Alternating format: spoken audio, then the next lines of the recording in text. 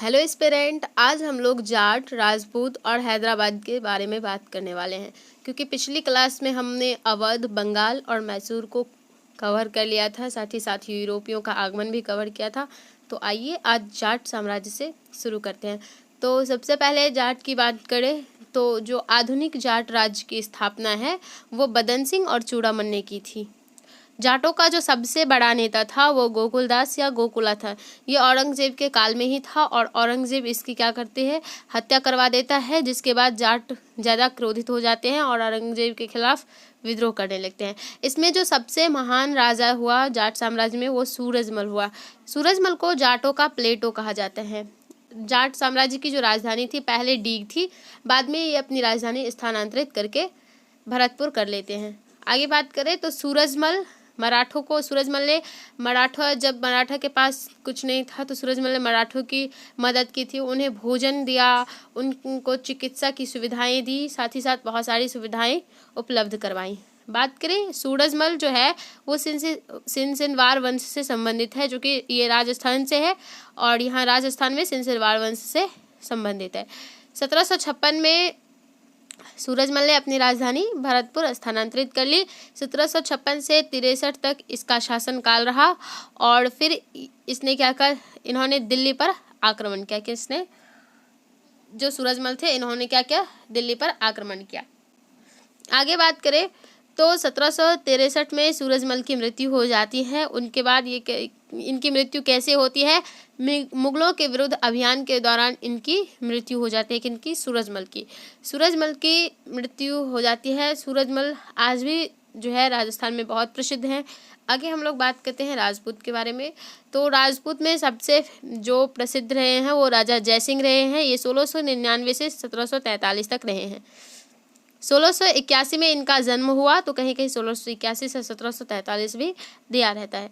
तो 1681 में इनका जन्म हुआ। जो राजा जयसिंह थे ये बहुआयामी व्यक्तित्व वाले व्यक्ति थे। बहुआयामी व्यक्तित्व में क्या थे? धनी थे।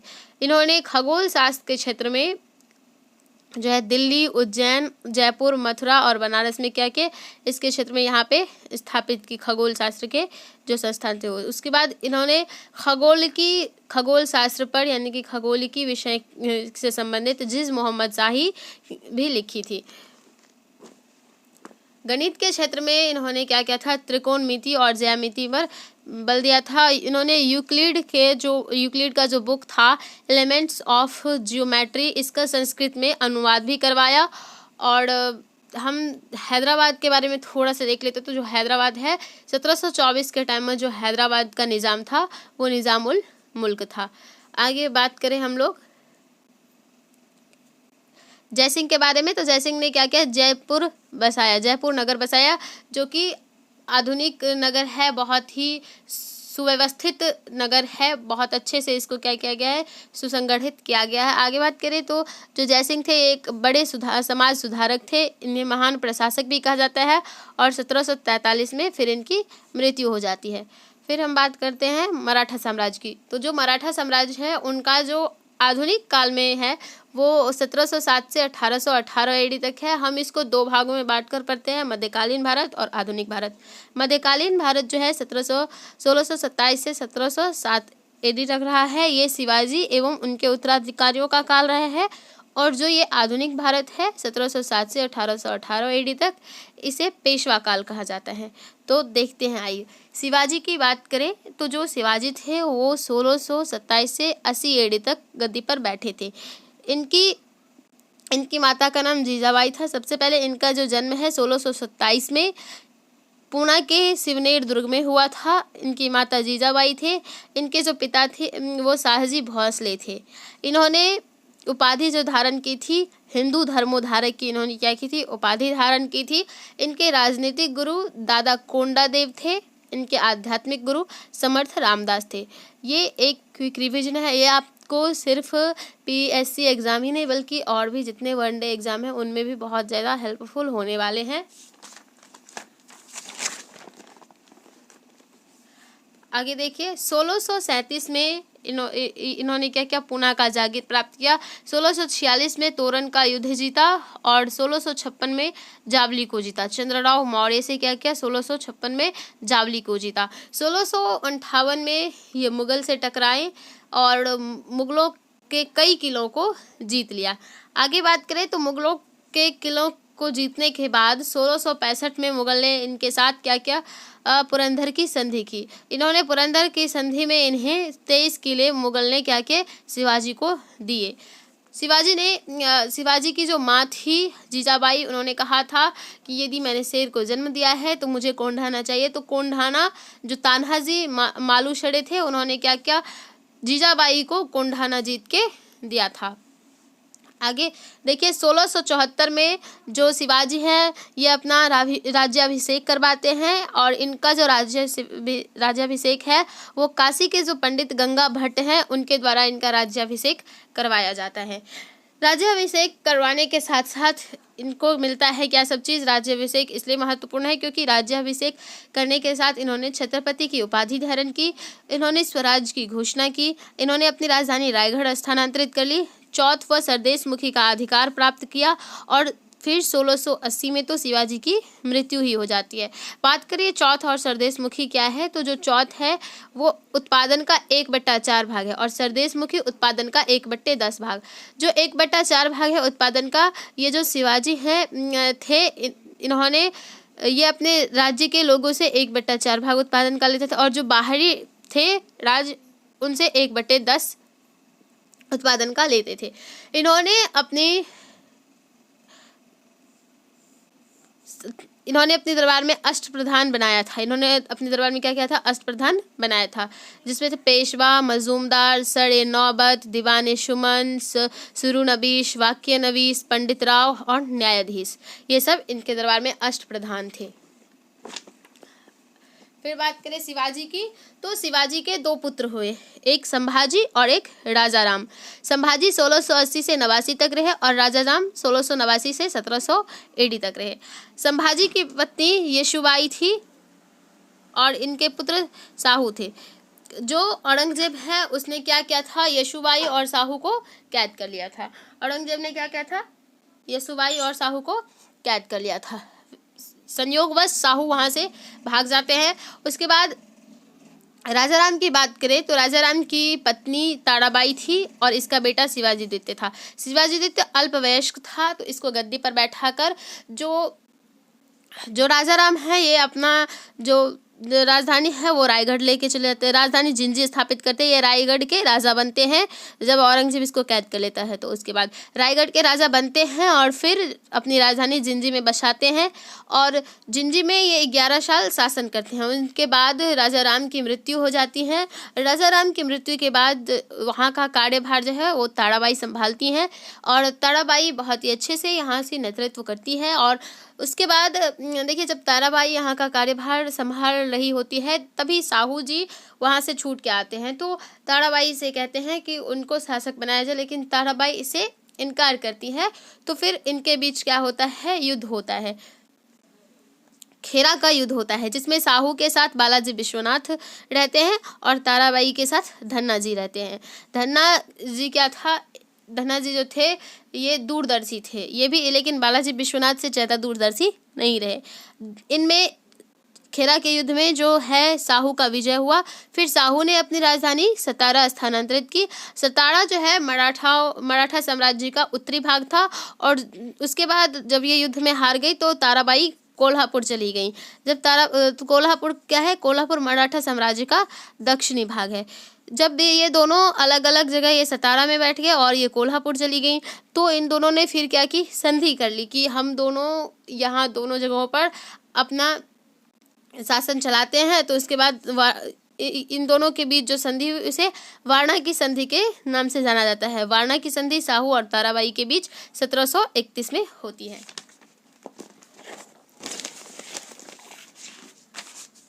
आगे बात करें उसके बाद आ जाता है हमारे पास पेशवा का काल। पेशवा के काल में हम लोग बात करने वाले हैं बालाजी विश्वनाथ, बाजीराव प्रथम, बालाजी बाजीराव, माधव नारायण राव, बाजीराव द्वितीय के बारे में। और इनका काल ये रहा 1713 से 20 तक बालाजी विश्वनाथ, 20 से 40 तक बाजीराव प्रथम, 40 से 61 तक बालाजी बाजीराव, 61 से 72 तक माधवराव, 72 से 74 तक नारायण राव, 74 से 95 तक माधव नारायण राव और फिर 95 से 1818 तक बाजीराव द्वितीय रहते हैं।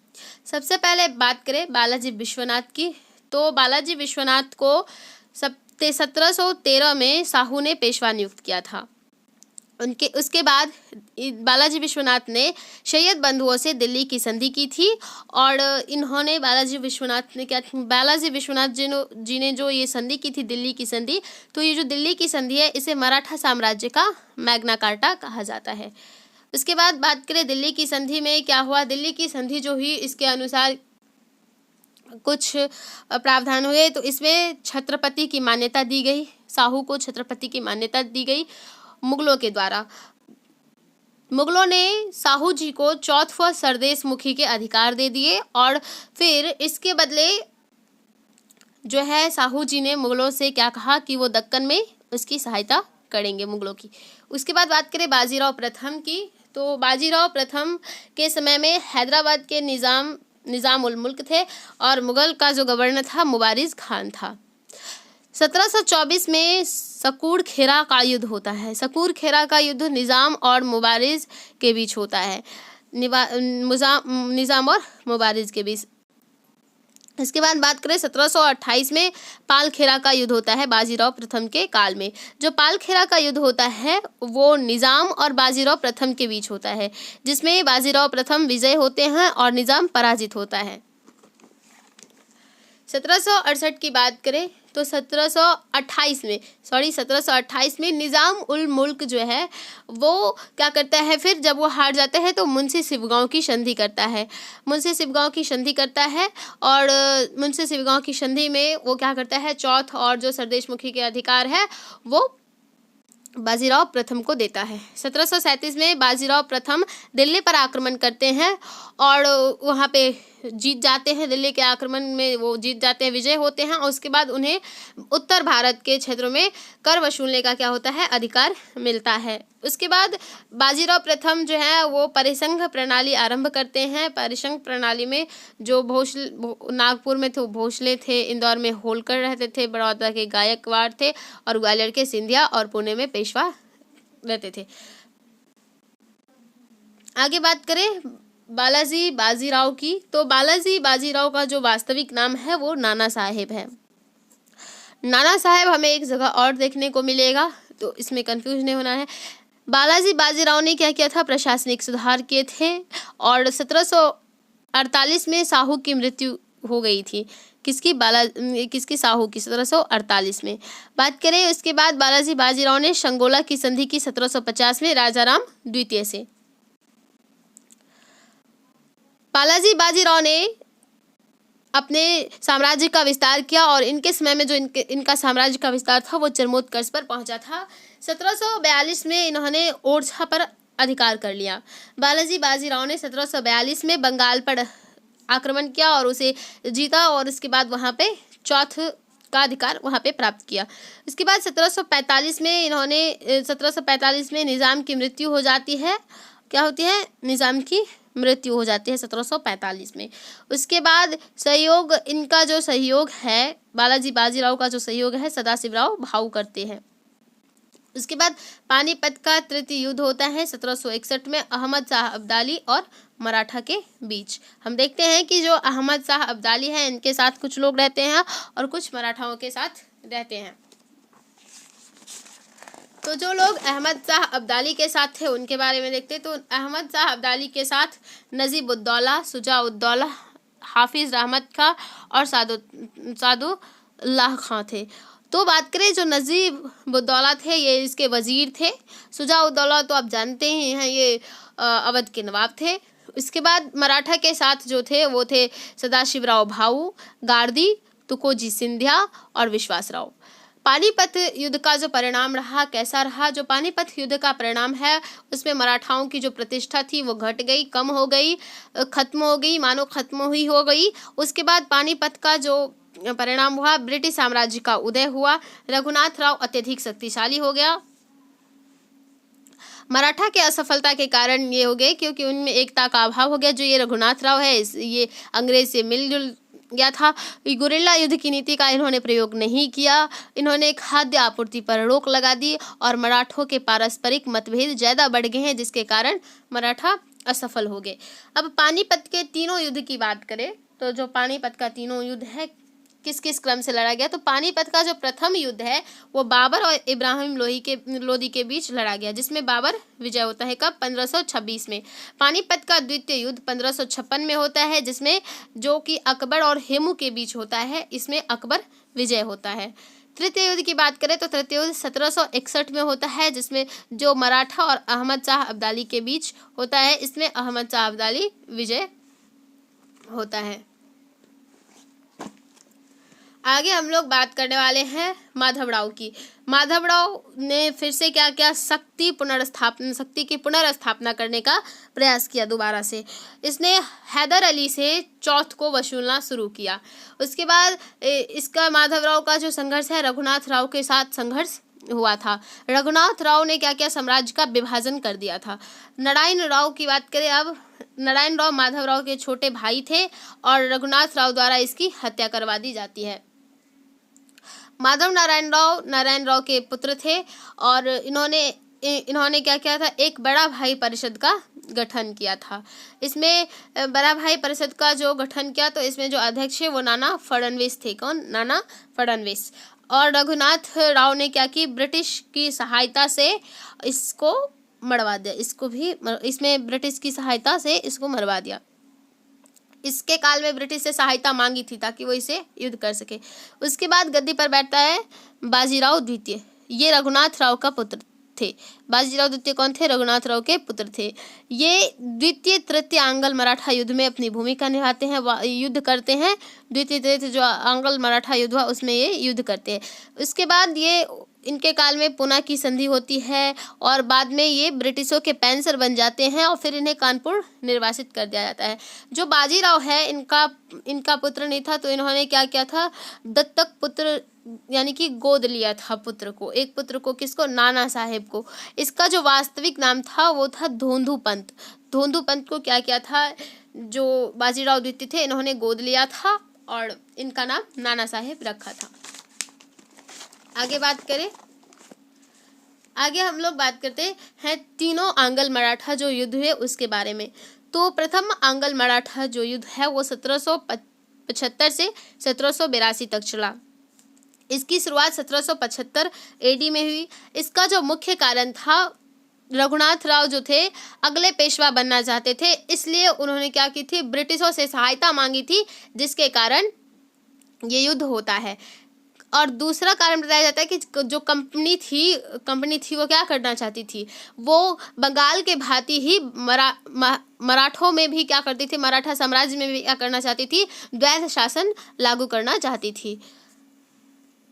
आगे बात करें, जो ये आंग्ल मराठा युद्ध हो रहा था, प्रथम आंग्ल मराठा युद्ध, तो इसके समय जो गवर्नर जनरल था वो वॉरेन हेस्टिंग था। इसमें मराठे हार जाते हैं और उसके बाद इस युद्ध की जो समाप्ति है वो सालबाई संधि के द्वारा होती है। इस संधि के द्वारा भी कुछ प्रावधान होता है। तो इस संधि में जो प्रावधान होता है तो कहा जाता है कि जो जीते गए क्षेत्र हैं वो एक दूसरे को वापस दे देंगे। जितना क्षेत्र अंग्रेजों ने जीता था और जितना क्षेत्र इन्होंने जीता था वो क्या किया, इन्होंने वापस कर दिया। द्वितीय आंग्ल मराठा युद्ध की बात करें तो इस समय गवर्नर जनरल वेलेस्ली था। इसमें भी मराठे हार जाते हैं और बाजीराव द्वितीय यहाँ पे सहायक संधि कर लेते हैं ब्रिटिशों के साथ और फिर इस युद्ध की समाप्ति राजपुर घाट की संधि से होती है। तीसरा आंग्ल युद्ध की बात करें तो ये 1816 से 1818 तक चलता है और इसमें गवर्नर जनरल हेस्टिंग्स था। इसका मुख्य कारण क्या हो गया, आपसी मतभेद। इस जो है मराठों में आपसी मतभेद बढ़ा तो हेस्टिंग्स ने इसका फायदा उठाया और फिर हड़प लिया। किसको? मराठा साम्राज्य को 1818 में हड़प लिया।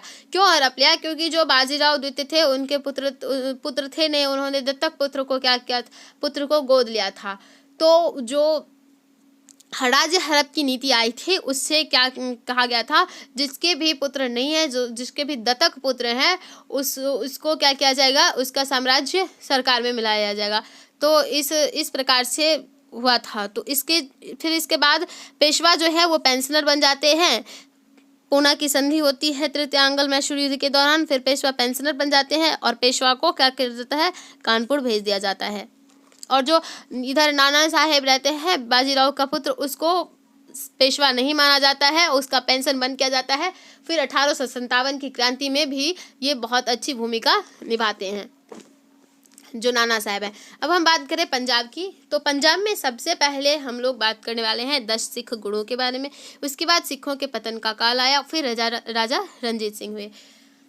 10 सिख गुरु में गुरु नानक, इन्हें प्रेम और उदार का देवता कहा जाता है। फिर गुरु आनंद हुए, फिर गुरु अमरदास हुए, फिर गुरु रामदास, फिर गुरु अर्जुन देव, फिर गुरु हरगोविंद, गुरु हरराय, गुरु हरिकिशन, गुरु तेग बहादुर और गुरु गोविंद सिंह। यहाँ पे हम लोग गुरु गोविंद सिंह के बारे में डिटेल से पढ़ने वाले हैं, क्योंकि ये क्या है, बिहार में जो बीपीएससी है वो बिहार में होता है। तो ये इस बीपीएससी जो है इनसे ज़्यादा क्वेश्चन पूछती है गुरु गोविंद सिंह से, क्योंकि इनका जन्म बिहार में हुआ था। आगे इनके बारे में बात करते हैं, इन्होंने भूमिका भी अच्छी निभाई थी।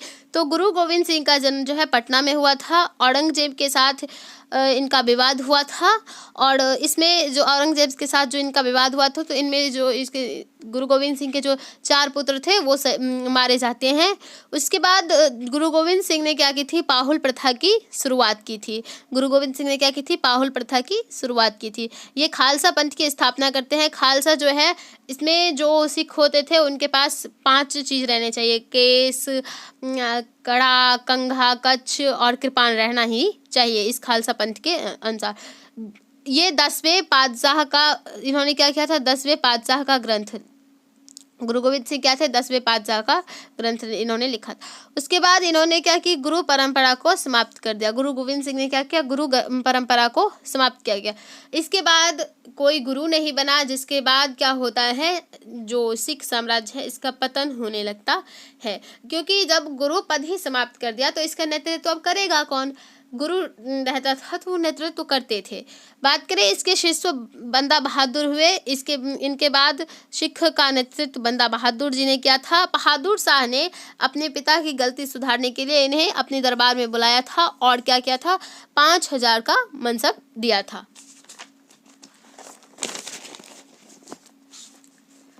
1712 में जो बंदा बहादुर जी हैं, इनके शिष्य थे, वो क्या करते हैं, लौगढ़ का युद्ध करते हैं। क्या करते हैं, लौगढ़ का युद्ध करते हैं। तो ये युद्ध बहादुर शाह और बंदा बहादुर के बीच होता है, इसमें यही जीतता है बहादुर शाह। 1716 में फिर क्या करता है, बंदा बहादुर की हत्या करवा देते हैं, और फिर बंदा बहादुर की हत्या के बाद सिख नेतृत्व विहीन हो जाता है, जिसके बाद सिख में उथल पुथल मच जाते हैं, फिर ये हो जाता है। उसके बाद 1726 में जो मुगल गवर्नर ज़कारिया खान है, ज़कारिया खान मुगल गवर्नर बनता है 1726 में। ये सिखों को फिर से जागीर देता है, कपूर सिंह को जमींदारी देता है, जमींदार बनाता है, और जो है ज़कारिया खान सिख जस्सा सिंह को क्या कहता है, सिख सौंपता है।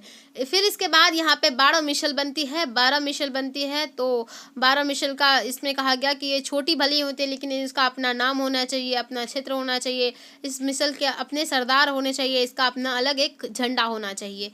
तो 1753 में क्या किया, सिख ने राखी प्रथा की शुरुआत की, क्योंकि सिख बहुत कमज़ोर हो गई थी, सिख कमज़ोर हो गए थे, तो उन्होंने क्या किया, अपने आप को मजबूत करने के लिए राखी प्रथा शुरुआत किया। राखी प्रथा में ये क्या करते थे, ये उत्पादन का 1/5 भाग लेते थे, वसूलते थे, ताकि ये अपने साम्राज्य सिखों को क्या कर सके, फिर से मजबूत कर सके। उसके बाद सुकरचकिया मिशल बनता है। सुकरचकिया मिशल बहुत ही प्रभावी होता है। इसके प्रमुख, सुकरचकिया मिशल के प्रमुख पहले चरत सिंह बनते हैं, उसके बाद महासिंह चरत सिंह के पुत्र होते हैं, फिर महासिंह के बाद राजा रंजीत सिंह बनते हैं।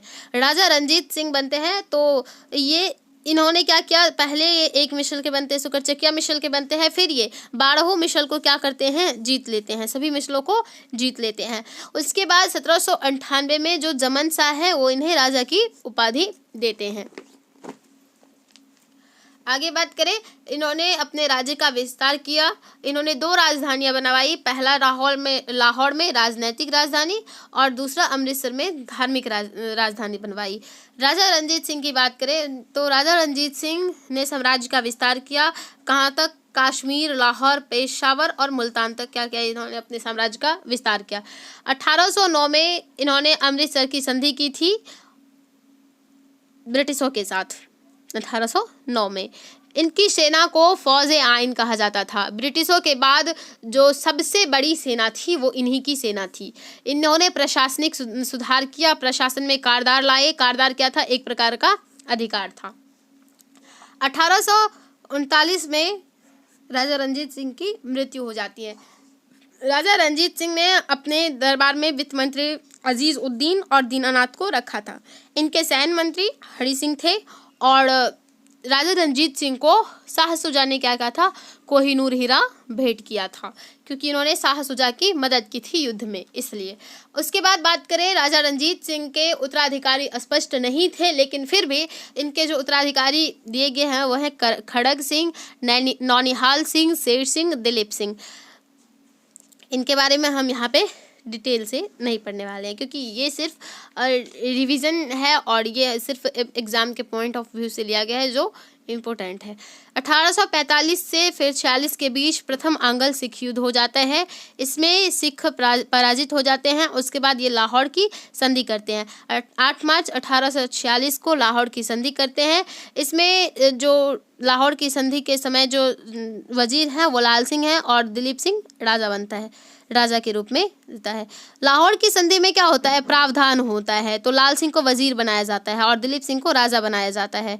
1.5 करोड़ यानी कि 1.5 करोड़ युद्ध हर्जाना ब्रिटिश मांगते हैं सिखों से, सेना घटा देते हैं इस लाहौर की संधि के द्वारा। ब्रिटिश रेजिडेंट हर एक के दरबार में क्या करते हैं? ब्रिटिश रेजिडेंट नियुक्त करते हैं। जिंदन को राजमाता का दर्जा दे देते हैं और हमने बात किया कि लाल सिंह को वजीर बनाते हैं और दिलीप सिंह राजा बनते हैं लाहौर की संधि के टाइम। आगे बात करें,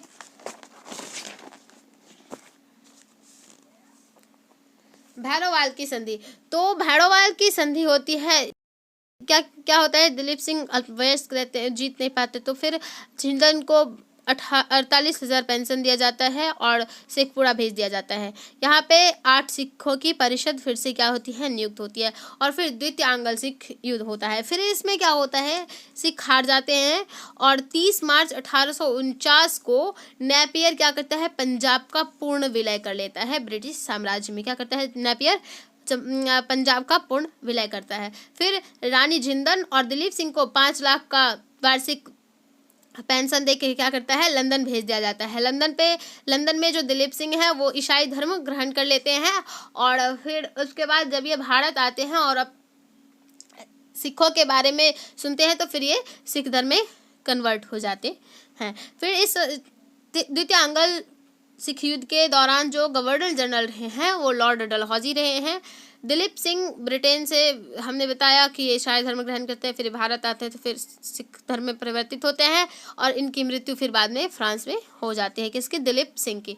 अब बात करें हम लोग भारत में ब्रिटिश साम्राज्य के विस्तार की, तो भारत में ब्रिटिशों ने अपने साम्राज्य के विस्तार के लिए जो नीतियाँ अपनाई वो देखिए। सबसे पहले इन्होंने सापेक्ष पृथकतावाद की नीति अपनाई। 1740 से पहले इन्होंने क्या किया था? सापेक्ष पृथकतावाद की नीति अपनाई। फिर इसने समानता की नीति अपनाई 1740 से 65 के बीच। फिर घेरे की नीति 65 से 98, सहायक संधि की और फिर राज्य हड़प की नीति अपनाई। सहायक संधि के तहत ये क्या करते थे? भारत में अप्रत्यक्ष रूप से शासन करने की कोशिश करना चाहते थे। देखिए, बात करें सबसे पहले सापेक्ष पृथकतावाद की नीति या हस्तक्षेप की नीति की, तो यहाँ पे ब्रिटिश की स्थिति सापेक्ष पृथकतावाद के समय ब्रिटिश की जो स्थिति थी वो व्यापारी के रूप में थी। मुगल साम्राज्य और जो क्षेत्रीय शक्ति थी इस टाइम बहुत ही शक्तिशाली थी, पावरफुल थी। 1739-40 में यहाँ पे नादिर शाह का आक्रमण होता है। बंगाल में अली वर्दी खान आता है। इसके कारण ऐसा होता है क्योंकि अली वर्दी खान जो है ज़्यादा हस्तक्षेप नहीं करता है ब्रिटिशों के साथ। बंगाल में ये जो ब्रिटिश है ये दस्तक का ज़्यादा फायदा उठाते हैं, इससे व्यापार प्रभावित होता है। ठीक है, बात करें समानता की नीति की। समानता की नीति 1740 के बाद आई। इसमें भारतीय राज्यों के साथ ये ब्रिटिश समानता चाहते थे, क्योंकि भारतीय शासक के पास क्या था, सिक्के ढालने का, किले बनाने का, व्यापार करने का, युद्ध करने का, संधियां करने की, कर लेने का अधिकार था, और ब्रिटिशों के पास उस टाइम नहीं था। ये चाहते थे कि ये भी इन्हीं के तरह सिक्के ढाले, किले बनवाए, व्यापार करे, युद्ध करे, संधियां करे, कर ले। लेकिन 1757 के प्लासी के युद्ध के बाद ये संभव हो जाता है। ये क्या करते हैं, भारतीय शासकों के समान हो जाते हैं, क्योंकि सिराजुद्दौला यहाँ पे कोई भी नहीं हाथ डालता है किसके बीच में, ब्रिटिशों के बीच में। क्योंकि अलीवर्दी खां क्या कहता है कि जो ये ब्रिटिश है ऐसे मधुमक्खी हैं जिसको अगर हम छेड़ेंगे तो हमें काट काट कर खा जाएगा, और अगर नहीं छेड़े तो ये क्या करेगा, शहद देगा। इसलिए लेकिन इस मधुमक्खी के खोते में जो है सिराजुद्दौला हाथ अपना डालता है और दस्तक पे क्या करता है, प्रतिबंध लगा देता है। 15 जून 1756 में फिर आक्रमण होता है, और 1757 में हमने बताया कि प्लासी का युद्ध हो जाता है, जिसके बाद ब्रिटिश अत्यधिक क्या होते हैं, मजबूत होने लगते हैं बंगाल में। आगे बात करें घेरे की नीति की, तो घेरे की नीति क्या थी, घेरे की नीति का सबसे ज़्यादा उपयोग आंग्ल मैसूर युद्ध में किया गया, क्योंकि यहाँ पे जो निजाम और मराठे थे उसको जो ब्रिटिश शासक था, ब्रिटिश गवर्नर था, उसने क्या क्या अपने साइड में ले लिया, और जो इधर मैसूर बचा था उसके साथ युद्ध किया था। तो घेरे की नीति में क्या किया जाता है, दो राज्यों को अपने साथ मिलाकर किसी तीसरे राज्य पे क्या किया जाता है, हमला किया जाता है, युद्ध किया जाता है उसके साथ, उसे हम घेरे की नीति कहते हैं। तो घेरे की नीति की शुरुआत वॉरेन हेस्टिंग के द्वारा की गई थी। सबसे अत्यधिक कहाँ पे की गई थी, तो आंग्ल मैसूर युद्ध के दौरान किया गया था। भारत में अगर बात करें, ब्रिटिश साम्राज्य के जो मुख्य स्तंभ थे, ब्रिटिश साम्राज्य के जो संस्थापक माने जाते हैं, क्लाइव, हेस्टिंग्स, कॉर्नवालिस और वेलेस्ली को भारत में क्या माना जाता है, उसके ब्रिटिशों के मुख्य स्तंभ, ब्रिटिशों के संस्थापक माने जाते हैं।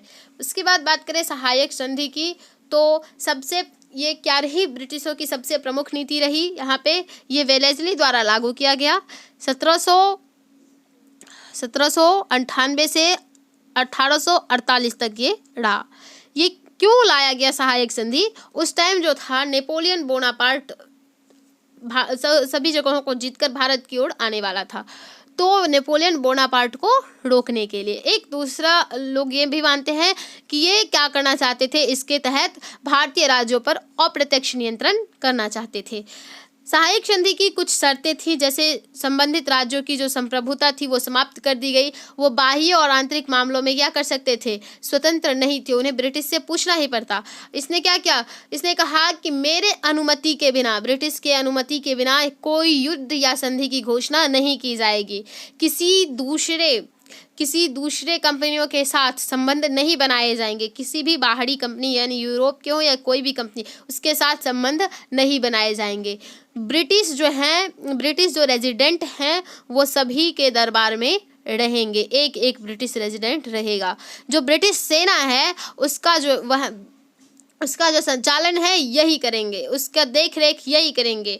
ठीक है, उसके बाद बात करें सहायक संधि के दौरान किन किन राज्यों ने सहायक संधि पर हस्ताक्षर किए थे, तो हैदराबाद के निज़ाम ने, मैसूर ने, तंजौर, अवध, पेशवा, भोंसले और सिंधिया ने, इन सब ने क्या किया था, सहायक संधि को मंजूरी दी थी, सहायक संधि पर हस्ताक्षर किए थे। आगे बात करें राज्य हड़प की नीति की, तो राज्य हड़प की नीति का प्रारंभ डलहौजी ने किया था। क्यों क्या था, ब्रिटिश साम्राज्य के विस्तार के लिए, क्योंकि हम ब्रिटिश साम्राज्य के विस्तार के लिए ही नीतियां पढ़ रहे हैं, उसी में राज्य हड़प की नीति भी है। तो राज्य हड़प की नीति साम्राज्य विस्तार के लिए किया गया था। इसमें क्या किया जाता था, जो गोद लिए गए पुत्र होते थे राजाओं के द्वारा, उसको उत्तराधिकारी नहीं माना जाता था और उसके राज्य को हड़प लिया जाता था। तो इसमें जो शामिल राज्य थे वो थे सतारा, जैतपुर, संभलपुर, बघाट, उदयपुर, झांसी, नागपुर। झांसी पे क्या था, जो झांसी की रानी थी उनके पास क्या था, पुत्र नहीं था, उनका पुत्र मर जाता, फिर वो दामोदर राव को गोद लेते हैं तो दत्तक पुत्र रहता है, इसलिए झांसी पर ये क्या करते हैं, झांसी को भी हड़प लेते हैं। लेकिन ये 1853 में ही क्या करते हैं, झांसी को हड़प लेते हैं। 1857 की क्रांति का प्रमुख कारण यही बना, राज्य हड़प की जो नीति थी ये क्या बना, 1857 की क्रांति का प्रमुख कारण। ब्रिटिश शासन के अंतर्गत अब हम लोग बात करने वाले हैं भारतीय अर्थव्यवस्था की। तो ब्रिटिश शासन के अंतर्गत जो भारतीय अर्थव्यवस्था थी, जो एक रजनी पामदत्त है वो अपनी बुक इंडिया टुडे में बताती हैं कि जो भारतीय अर्थव्यवस्था थी उसके 3 चरण थे। 3 चरण थे। पहला तो प्रथम चरण 1757 से 1813 तक रहा, इसे वाणिज्यवाद के नाम से भी जानते हैं। द्वितीय चरण 1813 से 1858 तक रहा, इसे हम मुफ्त औद्योगिक व्यापार के नाम से जानते हैं। और जो तीसरा चरण रहा 1858 से 47 तक, इसे हम वित्तीयवाद या पूंजीवाद के नाम से जानते हैं। तो सबसे पहले प्रथम चरण की बात करें तो ये 1757 से 1813 तक चला था। इसकी बात करें तो इसमें भारत के माल को क्या किया जाता था, भारत के माल को यूरोप लेके जाया जाता था और वहाँ पे इसको महंगे दामों पर बेचा जाता था, क्योंकि यूरोप में क्या था, इसका डिमांड ज़्यादा था। जो मसाले थे, सूती वस्त्र थे, इनका डिमांड ज़्यादा था। खासकर मसालों में जो काली मिर्च था वो ज़्यादा फेमस था, तो इसका डिमांड यूरोपीय बाज़ार में ज़्यादा था। मांस को सुरक्षित रखने के लिए ये काली मिर्च का व्यापार करते थे। ब्रिटेन यदि अमीर होगा तो विकास होगा, इसके विकास को क्या कहा गया, औद्योगिक क्रांति कहा गया। अगर भारत गरीब होगा तो यहाँ पे अराजकता फैली, भारत क्या होगा, गरीब होगा तो यहाँ पे क्या होगी, अराजकता फैलेगी। उसके बाद ब्रिटेन ने क्या किया, इससे भारी लाभ कमाया, इस प्रथम चरण के दौरान भारी लाभ कमाया, औद्योगिक क्रांति की, जिससे यहाँ पे क्या हुआ, नगरीकरण ज़्यादा हुआ। ब्रिटेन में क्या हुआ, नगरीकरण की तीव्रता, नगरीकरण में तीव्रता हुई, वृद्धि हुई। आगे बात करें औद्योगिक मुफ्त व्यापार की, तो जो औद्योगिक मुफ्त व्यापार है इसमें क्या किया जाता था, भारत को कच्चे माल का स्रोत बनाया गया। यहाँ से कच्चे माल को ले जाया जाता था, फिर ब्रिटेन में तैयार किया जाता था। ब्रिटेन में तैयार करके ब्रिटेन के बाजार में से महंगे दामों पर और भारत में क्या किया जाता था, बाजार में सस्ते दामों पर बेचा जाता। यहाँ पे जो भारत में है हथकरघा उद्योग को समाप्त कर दिया गया। औद्योगिक मुफ्त व्यापार के दौरान भारतीय व्यापारियों ने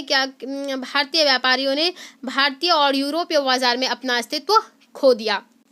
इनका अस्तित्व क्या हो गया, समाप्त हो गया, क्योंकि हथकरघा उद्योग समाप्त हो गया। तो इसके बाद भारतीय बाजार और यूरोपीय बाजार में भारतीय व्यापारियों ने अपना अस्तित्व भी खो दिया। कार्ल मार्क्स कहता है 1850 में, कार्ल मार्क्स कहता है कि जो भारत था 1850 में भारत में कोई भी उद्योग नहीं था, क्योंकि औद्योगिक मुफ्त व्यापार के दौरान यहाँ पे सब कुछ समाप्त कर दिया जाता है। उसके बाद बात करें तो इसके दौरान भारतीय कृषि पर भी नकारात्मक प्रभाव पड़ता है, इनके उद्योगों पर भी नकारात्मक प्रभाव पड़ता है, इनकी अर्थव्यवस्था जो है वो क्या हो जाती है, उनकी अर्थव्यवस्था पर भी नकारात्मक प्रभाव पड़ता है। किसी कृषि में ये लोग पिछड़ जाते हैं। यहाँ पे अकाल पड़ जाता है जिसमें 29 मिलियन लोग मर जाते हैं। 29 मिलियन लोग। भारत जहाँ पे सिंधु दोआब का क्षेत्र है, गंगा नदी जैसे दोआब हैं, वहाँ पे क्या पड़ता है, अकाल पड़ता है ब्रिटिशों के काल में, औद्योगिक मुफ्त व्यापार के दौरान। फिर बात करें तीसरे चरण की, जो तीसरा चरण है इसे हम लोग वित्तीयवाद या पूंजीवाद के नाम से जानते हैं। इसमें जो ब्रिटिशों की स्थिति थी वो अत्यधिक मजबूत होगी। क्या होगी, अत्यधिक मजबूत होगी। ब्रिटिशों ने क्या किया, भारतीयों को ऋण देना शुरू किया। फिर इसके बाद भारत में प्रथम बैंक अवध कमर्शियल बैंक की स्थापना हुई तीसरे चरण के दौरान। 1853 में रेलवे की शुरुआत हुई, डलहौजी ने की थी। प्रथम रेलवे लाइन मुंबई से थाने में बैठाया गया था। इसके बाद अन्य विभाग की बात करें तो इसने डाक, टेलीग्राफ, फिर बैंकिंग, वनीकरण, जहाजरानी उद्योग, सिंचाई साधन का विकास किया। इसने रेलवे विभाग में 5% ब्याज पर क्या किया, ऋण देना शुरू किया। किसमें, रेलवे विभाग में। तीसरे चरण के दौरान जो और कुछ महत्वपूर्ण कार्य हुए उसके बारे में देखते हैं। 1907 में टाटा आयरन एवं स्टील कंपनी की स्थापना हुई। पीएनबी बैंक 1895 बना। बैंक ऑफ इंडिया का विकास, इंडिया बैंक का, सेंट्रल बैंक का, बैंक ऑफ मैसूर का क्या हुआ, विकास। प्रथम विश्व युद्ध के दौरान भारतीय उद्योगों का क्या हुआ था, विकास हुआ। उसके बाद भारतीय उद्योगों का विकास कब हुआ, प्रथम विश्व युद्ध के दौरान। 1916 में भारतीय आयोग कमीशन बनाया गया थॉमस हॉलैंड के द्वारा। किसके द्वारा, थॉमस हॉलैंड के द्वारा। का क्या बनाया गया, 1916 में भारतीय आयोग कमीशन। ब्रिटिश गवर्नर जनरल और वायसराय की बात करें तो सबसे पहले देखिए हम लोग बात करेंगे बंगाल के गवर्नर के बारे में, उसके बाद बंगाल के गवर्नर जनरल के बारे में, भारत के गवर्नर जनरल के बारे में और भारत के वायसराय के बारे में। तो सबसे पहले बंगाल के गवर्नर के बारे में देखते हैं। तो बंगाल के गवर्नर में सबसे पहले विलियम हेजेस 1700 एडी में आए थे। उसके बाद रॉबर्ट क्लाइव 1757 से 60 तक, हॉलवेल 1760 से 60 तक ही रहा। इसके काल में एक ही घटना हुई, इसने क्या की थी, मीर कासिम को नवाब बनाया था। वेनिस्टार्ट के काल में 1760 से 1765 तक रहा। बैरलास्ट 1767 से 69 तक। क्लाइव फिर आया 1765 से 67 तक था, और कार्टियर 1769 से 72 तक। इसके बारे में हम लोग कल डिटेल से पढ़ने वाले हैं। आज के लिए बस इतना ही। धन्यवाद।